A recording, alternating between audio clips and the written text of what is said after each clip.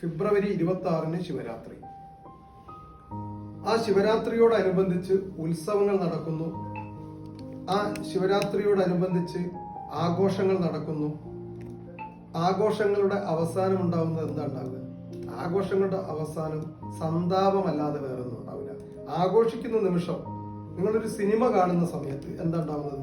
ആ നിമിഷം നിങ്ങൾ ആ 3 മണിക്കൂർ 2 മണിക്കൂർ അതിലേക്ക് ലയിക്കുകയും അത് കഴിഞ്ഞ് അതിന്റെ പര്യവസാനം എങ്ങനെയാണോ അതാണ് നിങ്ങളുടെ മനസ്സുണ്ടാവുക. അപ്പൊ ശിവരാത്രി എന്ന് പറയുന്നത്, ശിവൻ എന്ന് പറയുന്നത് മംഗളകാരിയാണ്. ശിവൻ എന്ന് പറയുന്നത് ക്ഷിപ്രമായി നിങ്ങൾക്ക് പെട്ടെന്നൊരു കാര്യം നടക്കണമെങ്കിൽ ശിവനോട് പ്രാർത്ഥിക്കണം എന്നാണ് പറയുന്നത്. ആ ശിവൻ ആരാണ്? ആ ശിവൻ ആരാണെന്നാണ് ചോദ്യം. നിങ്ങളുടെ ഉള്ളിലുള്ള കാരുണ്യവും നിങ്ങളുടെ ഉള്ളിലുള്ള സ്നേഹവും നിങ്ങളുടെ ഉള്ളിലുള്ള ആനന്ദവും വഹിക്കുന്നവൻ ആരാണ്? അതാണ് യഥാർത്ഥ ശിവൻ. നിങ്ങളിലുള്ള കാരുണ്യം, നിങ്ങളിലുള്ള ആനന്ദം, നിങ്ങളിലുള്ള സകലതും, ദുഃഖഭാവമല്ലാത്ത എല്ലാ കാര്യവും വഹിക്കുന്നവനാണ് യഥാർത്ഥത്തിൽ ശിവൻ. യഥാർത്ഥത്തിൽ നിങ്ങൾ ഇങ്ങനെയും കൂടെ ഒന്ന് ചിന്തിക്കുക. നിങ്ങളൊരു കാർ ഓടിച്ചു പോവുകയാണ്, ഒരു കാർ പഠിക്കുകയാണ്. അപ്പൊ നിങ്ങൾ ഗിയർ ഇടുന്നു, നിങ്ങൾ ക്ലച്ച് ചവിട്ടുന്നു, നിങ്ങൾ ആക്സിലേറ്റർ ചവിട്ടുന്നു. അങ്ങനെ നിങ്ങൾ ആ കാറ് പഠിക്കുന്നു. ആ പഠിക്കുന്നത് ആരാണ്? നിങ്ങളാണ്. നിങ്ങളെന്ന വ്യക്തിയാണ് യഥാർത്ഥത്തിൽ ആ കാറ് പഠിക്കുന്നത്. ചെറിയൊരു ബുദ്ധിമുട്ട് വരുമ്പോൾ നിങ്ങൾ ബ്രേക്ക് ഇടുന്നു. നിങ്ങൾ സൂക്ഷ്മമായി വളരെ ശ്രദ്ധിച്ച് നിങ്ങൾ ആ അകലേക്ക് നോക്കി നിങ്ങൾ മെല്ലെ കാർ ഓടിക്കുന്നു. ദിവസങ്ങൾ കഴിഞ്ഞു, മാസങ്ങൾ കഴിഞ്ഞു, വർഷങ്ങൾ എത്താറായി. ആ സമയത്ത് പിന്നെ നിങ്ങൾ ആ കാർ ഓടിക്കുന്നത് നിങ്ങളാണോ? അല്ല, അത് നിങ്ങളിലുള്ള യന്ത്രമനുഷ്യനാണ്. നിങ്ങളുടെ ഉള്ളിൽ 2 മനുഷ്യന്മാരുണ്ടെന്ന് അറിയുക. ഒന്ന് നിങ്ങളും, ഒന്ന് നിങ്ങളെപ്പോലെയുള്ള ഒരു റോബോട്ടും. അത് കഴിഞ്ഞ് നിങ്ങൾ സിഗരറ്റ് വലിച്ച് ഉന്മാദത്തിലായി നിങ്ങൾ ഡ്രൈവ് ചെയ്യുന്നു.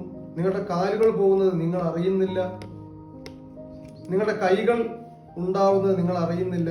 പക്ഷെ ഒരു വിഷയം അവിടെ സംഭവിക്കും. പെട്ടെന്ന് ഒരു ആക്സിഡന്റ് സംഭവിക്കുകയാണെങ്കിൽ നിങ്ങൾ ജാഗ്രത അവസ്ഥയിലാകും. നിങ്ങൾ ഉണരും. നിങ്ങളുടെ ഉള്ളിലുള്ള യന്ത്രം താഴോട്ട് പോരും. ആ യന്ത്രത്തിന് അതിനുള്ള തീരുമാനമെടുക്കാനുള്ള കാര്യം നിങ്ങൾ അന്ന് പഠിപ്പിച്ചിട്ടില്ല. അതാണ് അതിന്റെ സത്യം. അതുപോലെ തന്നെയാണ് യഥാർത്ഥത്തിൽ ശിവത്വം എന്ന് പറയുന്നത്. ശിവത്വം എന്ന് പറയുന്നത് നിങ്ങൾക്ക് ഇതുവരെ കാണാത്ത, നിങ്ങൾ ഇതുവരെ അനുഭവിക്കാത്ത ഒരു വിഷയമായതുകൊണ്ട് ശിവനെ നിങ്ങൾക്ക് കാണാൻ കഴിയില്ല. ഒരിക്കലും നിങ്ങൾക്ക് ശിവനെ കാണാൻ കഴിയില്ല. ഞാൻ നേരത്തെ പറഞ്ഞതുപോലെയാണ്, അതിനുള്ള എക്സ്പീരിയൻസ് നിങ്ങൾക്കായിട്ടില്ല. നിങ്ങളൊരാൾക്ക് ഒരു സംഗതി കൊടുക്കുന്ന സമയത്ത്, ഇപ്പൊ നിങ്ങൾ നേരത്തെ പറഞ്ഞത് ശിവത്വമാണ്.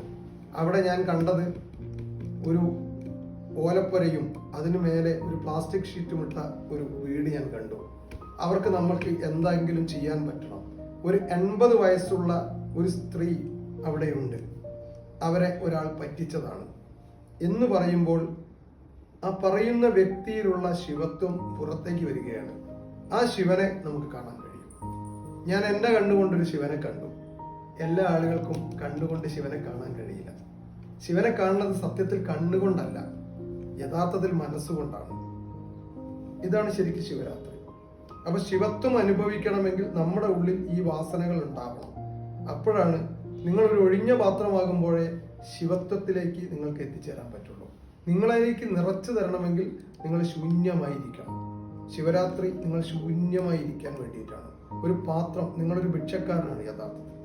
എൻ്റെ ഹൃദയത്തിലേക്ക് ദയ, എൻ്റെ ഹൃദയത്തിലേക്ക് മറ്റുള്ള കാര്യങ്ങൾ, സ്നേഹം, സന്തോഷം, കാരുണ്യം എല്ലാം അനുഭവിക്കാൻ വേണ്ടി നിങ്ങൾ ഒരു ഭിക്ഷക്കാരനെ പോലെ കാത്തു നിൽക്കുന്ന ഒരു ദിവസവും കൂടി ആവണം യഥാർത്ഥത്തിൽ ശിവരാത്രി.